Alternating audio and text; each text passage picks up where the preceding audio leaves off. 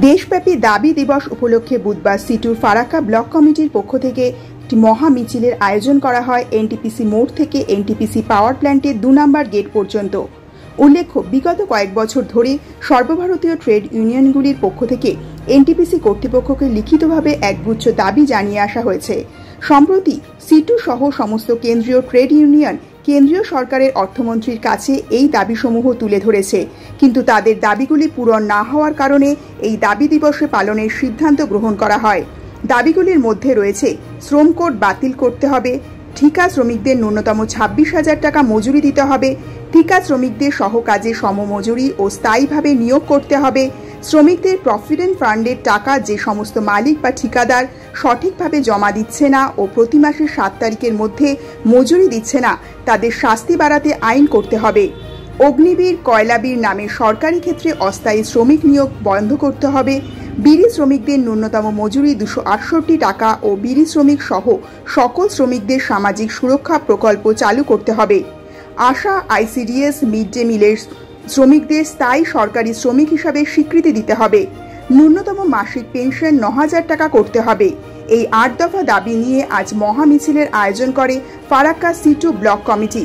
এদিনের এই কর্মসূচিতে উপস্থিত ছিলেন সিটুর সভাপতি মোজাফর হোসেন, সম্পাদক দিলীপ মিশ্র সহ একাধিক নেতৃত্ব ও শ্রমিকগণ। ফারাক্কা থেকে অভিজিৎ মন্ডলের রিপোর্ট, দৈনিক বাংলা নিউজ। আমাদের দাবি দিবস গোটা ভারতবর্ষে কেন্দ্রীয় ট্রেড ইউনিয়নগুলো আজকে তো এনটিপিসি মোড় থেকে এখানে একটা মিছিল আমরা করলাম ফারাক্কা ব্লক মানে সিআইটির পক্ষ থেকে। দাবিগুলোর মধ্যে হচ্ছে, প্রথম দাবি হচ্ছে আমাদের 1 নম্বর দাবি হচ্ছে যে শ্রম কোড অবিলম্বে বাতিল করতে হবে। দ্বিতীয় হচ্ছে যে মজুরি বেতন 26,000 টাকা ন্যূনতম মজুরি দিতে হবে, বেতন দিতে হবে মাসে, 9,000 টাকা পেনশন করতে হবে এবং স্থায়ী কাজে স্থায়ী শ্রমিক নিয়োগ করতে হবে। যেমন আশা আইসিডিএস মিড ডে মিল এদের বেতন বিশেষ করে মিড ডে মিলেই 1,500 টাকা থেকে 2,000। তাহলে আশা আইসিডিএস সহ অন্য যে আছে স্থায়ী কাজ আছে সেখানে প্রকল্প আছে, সেখানে স্থায়ী শ্রমিক নিয়োগ এবং বিড়ি শ্রমিকদের মজুরি সরকার ঘোষিত ন্যূনতম মজুরি হচ্ছে 268 টাকা, কিন্তু শ্রমিকরা এখন 178 টাকা পাচ্ছে। ঘোষণা হয়েছে, চুক্তি হয়েছে, কিন্তু শ্রমিকরা সেই টাকা পাচ্ছে। আরও মজুরি কমেছে, শোষণ বেড়েছে।